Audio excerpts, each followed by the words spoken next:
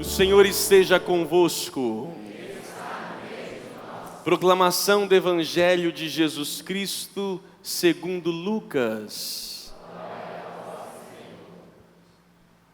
No 15º ano do império de Tibério César, quando Pôncio Pilatos era governador da Judéia, Herodes administrava a Galileia, seu irmão Filipe as regiões da Itureia e Traconítide, e Lisânias a Abilene. Quando Anás e Caifás eram sumos sacerdotes, foi então que a palavra de Deus foi dirigida a João, o filho de Zacarias, no deserto.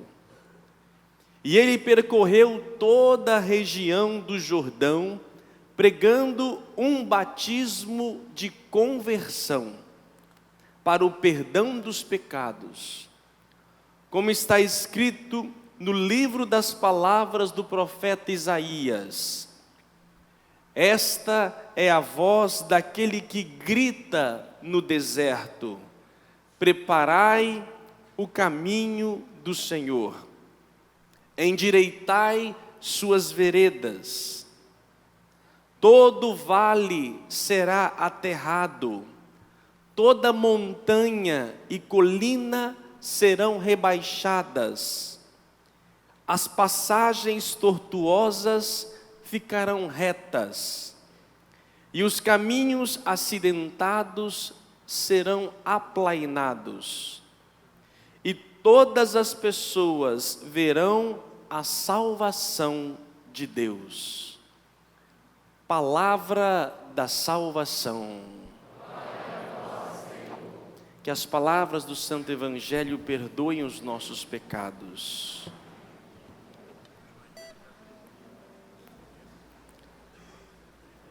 Meus prezados irmãos, como todos os anos, na sua liturgia, a igreja faz memória destes acontecimentos importantes da nossa vida.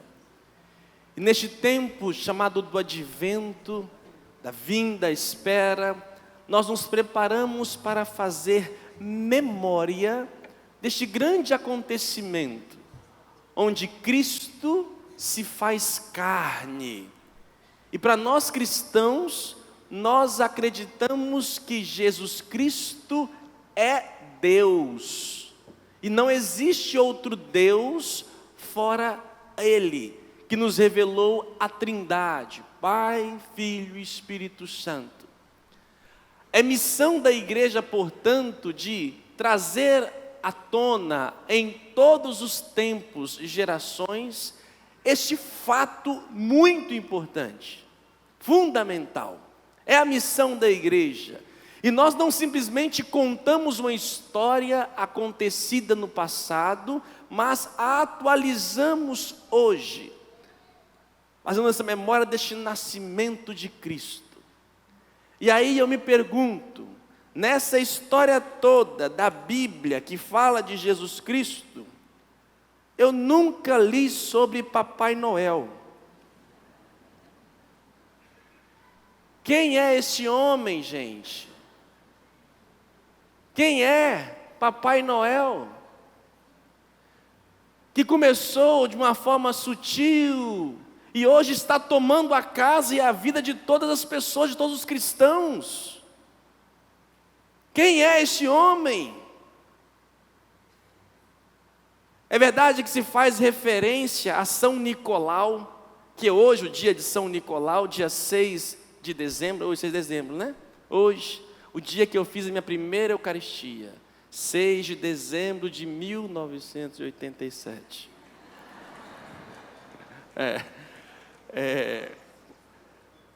É verdade que São Nicolau, um homem, um padre da igreja, um homem de igreja que fazia o bem, mas nós não podemos substituir pelo amor de Jesus Cristo. Por favor. Eu sei que é um elemento hoje bem presente, simbólico na vida de muitas pessoas. Na minha casa não entra. Na minha casa não entra. Com todo o respeito à cultura que tiver, na minha casa não entra.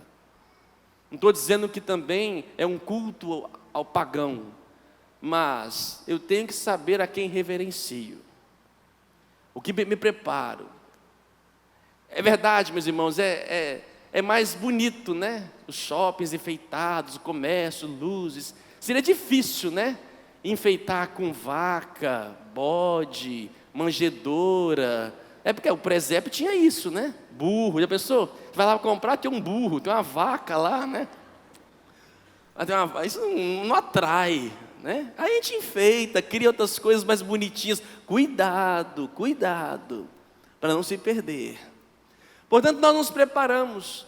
E para que esse Cristo possa acontecer, nós chamamos esses personagens importantes, como Isaías, embora não é no tempo de Jesus Cristo, mas ele profetiza, e a profecia de Isaías se vê realizada plenamente em Cristo. Não quer dizer que o profeta, quando profetizou, ele falava de Jesus Cristo. Não, ele profetizava talvez por uma realidade ali própria dele. Mas o que ele fala encontra plenitude em Cristo. João Batista, Nossa Senhora e José. Portanto, hoje o Papa Francisco em Roma dizia: devemos, neste dia de hoje, entrarmos na escola de João Batista. Quem é João Batista? Qual o papel dele? Foi ele que, chamado por Deus, e aqui vem dizer São Lucas, que momento aconteceu o chamado? Na época do império de fulano, do governador e assim por diante. Se fosse hoje, Lucas escreveria: no 5º ano do governo de Dilma, quando o governador era Paulo Artung, o prefeito e assim por diante, o bispo era Dom Luiz, o padre Anderson, neste dia foi que João foi chamado. Ou seja, Lucas aqui contextualiza, diz realmente na história, quando isso aconteceu, historiciza isto.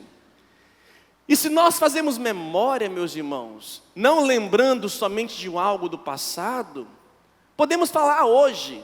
João Batista existe hoje, através de quem? Do nosso tempo, nós, eu, você, neste tempo em que a gente vive, na sociedade organizada que vivemos, Deus veio a nós hoje, para quê? Nos chamar para preparar o caminho de Deus. João Batista foi fundamental. Se ele não tivesse aceito a sua missão, Jesus teria muito mais dificuldade para adentrar. Ele preparou, e aí ele foi em toda a orla do Jordão, e ele começava o quê? A gritar. Diz aqui o Isaías: eis uma voz que grita no deserto. Ele começava a gritar, e o que ele gritava? Abaixo, fora, sai. O que ele fazia? Convertei-vos. Convertei-vos. Convertei-vos e arrependei de seus pecados. João Batista chamava todos à conversão. E todos gostavam, alguns não tanto. Herodes gostava de ouvi-lo. Entretanto, sua mulher, sempre ela, né? Sempre vocês. E ali não gostou do que ele falou, mandou a filha dançar um pouquinho lá. Ela pôs um vestido, um topzinho, um colã, bem bonita. Soltou cachaça na festa. Começaram a beber, era churrasco. E começaram a beber e a festejar. De repente, depois lá das 5 horas da tarde, todo mundo já estava chapado. E aí, fala mulher, o que você pediu eu te dou. Tudo que você pedir agora eu te dou. Ela aproveitou essa hora, você sabe a hora de aproveitar, né? Aproveitou, eu quero a cabeça de João Batista. E ali, meu irmão, João Batista foi preso e decapitado. Estava preso e foi decapitado. Por quê? Porque ele não se dobrou. João era uma voz que gritava no deserto. Gente, deserto. O que tem no deserto? Nada. O que pode mudar uma pessoa que grita no deserto? O que pode acontecer no mundo, mudança, uma pessoa gritando no deserto? Às vezes eu posso pensar assim também. O que adianta eu ser justo, reto, ético? Que adianta? Eu sou um grão de areia neste mundo. Não vai mudar nada. Está todo mundo fazendo, vamos fazer também. Porque não adianta nada, a minha atitude, o meu ser não muda. Todo o complexo. João não pensava assim. João continuava a gritar. E o que João, interessante que eu falava, né? Ele gritava o quê? A conversão. Hoje, meus irmãos, a gente vê as pessoas nas redes sociais, estão gritando, reivindicando, estão gritando, só que é um grito diferente. Não é um grito de conversão, é um grito de ódio, raiva, em nome de uma pseudo-justiça. Se rola por aí, vou compartilhando, vai cair, cai. Então, sabe, é o inferno interior, que não é um desejo de conversão, é uma raiva.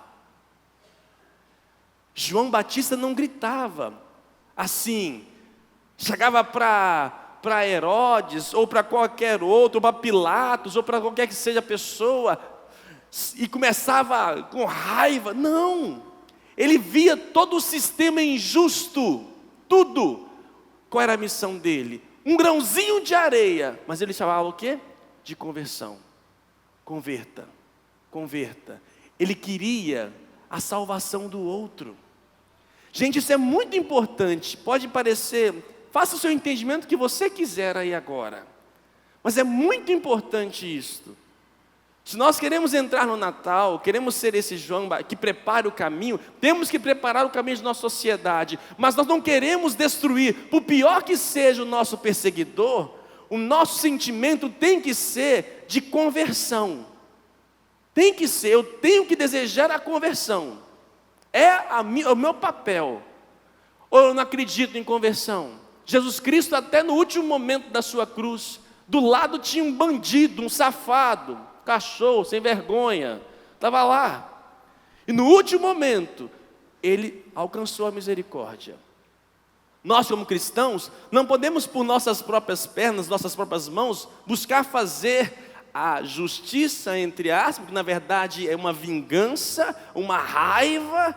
Gente, não confunda sentimento de justiça, porque é bem-aventurados que promovem a justiça, com realmente o sentimento ali de uma vingança, de um ódio. Estou sentindo hoje, nos meios de comunicação, nas redes sociais, entre nós, um compartilhamento de ódio. Ódio. Se eles estão se odiando lá em cima, não sejamos nós a nos odiarmos aqui embaixo. E quando João gritava, o que ele gritava pedindo esta conversão?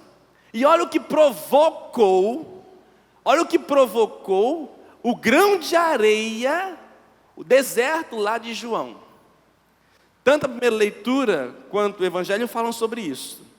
Olha a primeira leitura de Baruque, fala o seguinte: Deus ordenou que se abaixassem todos os altos montes e colinas eternas, e se enchesse os vales para aplainar a terra. Olha o que diz o Evangelho: todo vale será aterrado, e toda montanha e colina serão rebaixadas, e as passagens tortuosas ficarão retas. Vamos lá, aula de geografia, não sou muito bom não, mas vamos lá. Nós temos aqui colina. O que é um vale? O vale, nós temos uma montanha de um lado, a montanha do outro, e surge um vale, não é isso? Não é? Então nós temos o alto. O que diz a profecia? Que o vale será aterrado, as colinas rebaixadas. Nisso virará o quê? Uma planície. Aquilo que era torto se torna reto. Por causa de João Batista, o pequeno, o seu deserto lá, que parecia que não ia mudar nada, o que ele provocou? A montanha. Quem é a montanha, meus irmãos? O que é a colina? O que é a montanha?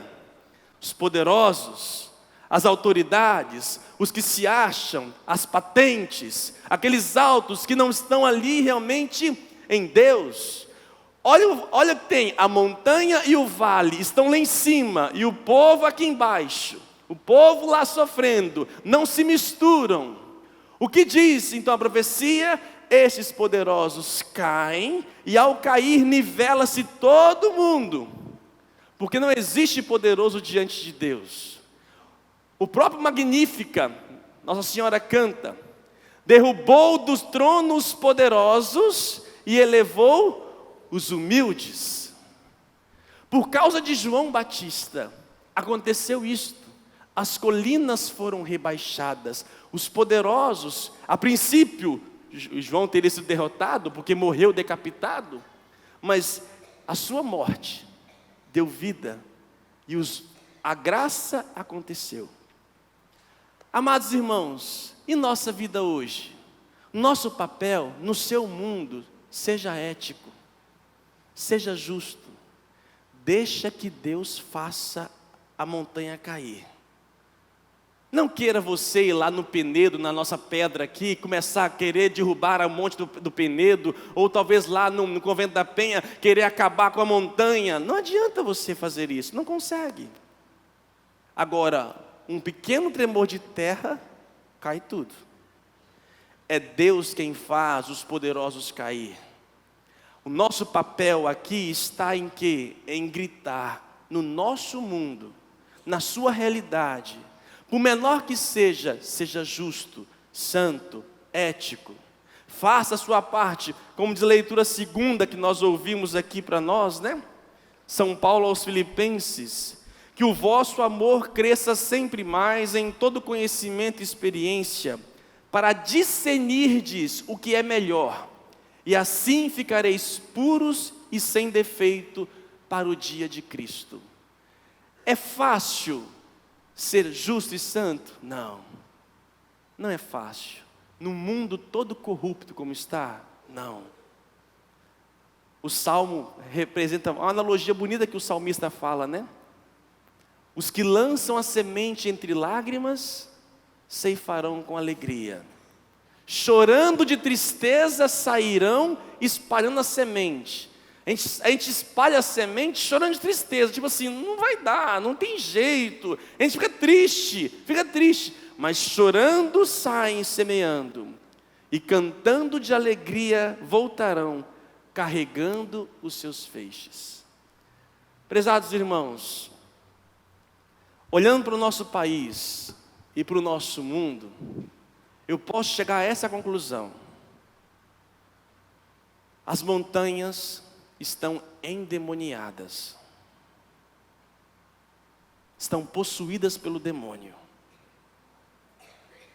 E como é que vence o demônio de Jesus? Com jejum e oração. A gente tem ideia que demônio, a pessoa possuída, a pessoa vira a cabeça de lado, grita que nem cachorro, vou te pegar. A gente acha que uma pessoa demoníaca é assim. E a gente acha, sai capeta, sai demônio, sai em nome de Jesus, sai. Isso é Hollywood, gente. Isso é o filme Exorcista. O demônio possui-nos através, nos seduz. E de repente estamos seduzidos, estamos cegos, ávidos pela ganância, pelo dinheiro, por eu. E vivo a minha vida, não olho mais para ninguém. Não é uma possessão de que o espírito do diabo desce na gente aqui e eu começo a fazer. Isso aí como é aquele filme lá? Ai gente, esqueci lá agora. Voltei lá no tempo lá do... agora eu esqueci, perdi a graça, olha, que pena. Um filme antigo lá. A mulher lá do circulando lá o... Ghost, isso mesmo, é ghost. Obrigado. Aí o espírito do homem baixou lá e ela... A gente acha que demônio possuía assim, gente. Não. Demônio vai sorretariamente ali em nosso ouvido, seduzindo. E de repente a gente não vê mais ninguém, a gente só vê a gente. Nossas autoridades montanhas estão possuídas. E como é que expulsa o demônio? Não adianta jogar pedra. Quanto mais pedra você jogar, mais você alimenta o demônio nele e em você. O que precisa então fazer? Orar. Ore pelo nosso país. Ore pelas montanhas, para que possam ser rebaixadas. Mas não vamos olhar a montanha do outro, não. Olha a sua montanha. Olha a sua montanha. Olha a montanha de pecado que você tem. É interessante, quem está na montanha, no alto, ele não acha que está errado. Ele está possuído, ele não consegue ver mais nada. E aí chega, quanto tempo você não se confessa? Padre, o que eu vou confessar? Olha aí, a montanha. Eu vou chegar lá e vou falar o quê, padre? Eu não matei, não roubei. Vou falar o quê? Olha aí, seu possuído. Você está possuído. Possuído por você mesma. Por seus sentimentos, e não consegue ver, não consegue enxergar além. Por isso, meus irmãos, se nós queremos que as montanhas sejam rebaixadas, comecemos nós a nos rebaixar. Eu sei que, olha que bonito, o que é a confissão? Termino falando sobre isso. O que é a confissão? Eu me rebaixo, me humilho diante de um homem, um sacerdote, e me coloco, Padre, eu pequei. Eu reconheço, eu saio da minha autoridade, do meu eu, e me rebaixo. Eu como padre, gente, vivo muitas essas graças, atendo confissão de todos os tipos de idades. Se bem que na Praia da Costa o povo não confessa muito não. Então, muito pouco se confessa, muito pouco. Vocês estão acostumados muito mal com confissão comunitária, está errado. Aí você vê aquele senhor, aquela senhora de 80 anos, de repente, fica diante de um menino. E aí chega, padre, e aí começa a falar as suas misérias, em todos os níveis. Não vai pensando que depois de chegar de 80 anos acabou não, tá, gente? Continua, tá? É só depois de morto, não vem com essa não, tá? E ali começa a falar, se humilhar. Padre, eu tive isso, eu fiz isso de errado, senti isso, isto. Gente, isso é montanha sendo rebaixada. Isso é uma planície acontecendo. É se dobrando ali, ó. E aí você vê aquilo que era torto, começa a endireitar. Convertei-vos, gente. É assim que a gente muda o mundo. Então, antes de falar da montanha do outro, olha para você. Antes de falar do cisco do outro, olha a trave que está no seu olho. Louvado seja o nosso Senhor Jesus Cristo.